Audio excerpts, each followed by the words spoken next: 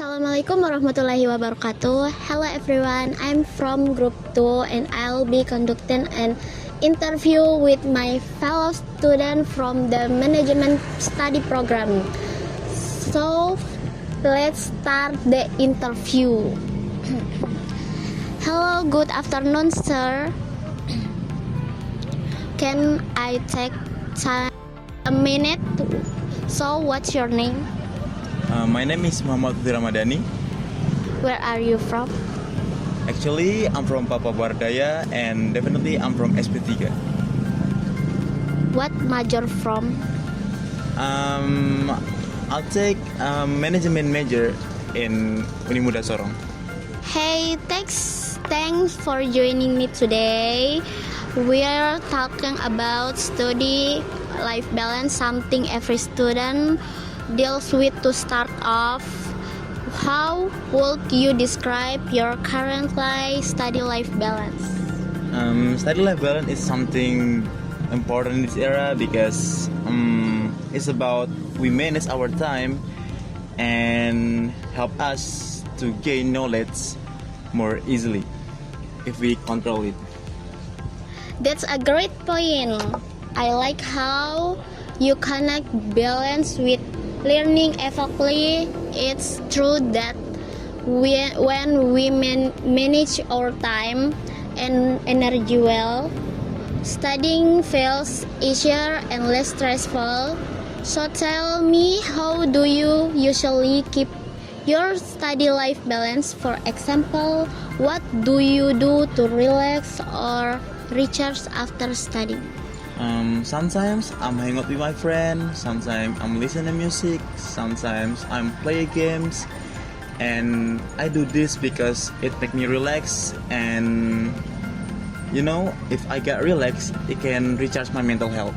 That sound awesome. Hanging out with friends, listening to music, and playing games are great ways to clear your mind. It's really good that you're aware of how important mental health is while studying. What about when things get really busy, like during exam or project deadlines? How do you make sure you don't get too stressed or burned out in those moments? Before exam, of course I study, but I'm not study too much because if I study too much, it's make me, like I got stressed with it and it's not effective for me. And then if I got some task from my teacher, I will do it. I will do this before the deadline because it can make efficiently get a good I don't know, like if you can do the test before the deadline, it can be something good for your health because you can do anything else after that. That's a really smart approach, studying in moderation and starting early before deadlines. It shows that you know your limits and how to work efficiently, not just harder. If you could give one piece of advice to other students about maintaining a good study life balance, that would it be? For me, it's like know your limit and push yourself until you realize you can do and solve better than before. Wow, that's powerful. Know your limit and push yourself until you can do better than before. It's such a motivating mindset. You're basically saying that balance isn't about being lazy or overworking, but about understanding yourself and growing steadily. Before we wrap up, one last question.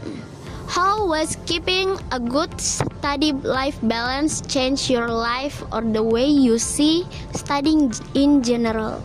In my opinion, study is not about doing exam or maybe you just like listening your teacher front of your class, but study is the way to gain knowledge, and knowledge is can come from anywhere, every time, and anyone. So don't underestimate anyone. Maybe they might have more knowledge than you know. That's such a deep answer. I love that you see studying not just as schoolwork but as a lifelong process of learning from everything and everyone. That's a really mature perspective, and honestly, it's what really education is all about. Thank you so much for sharing your thoughts today, Lutfi.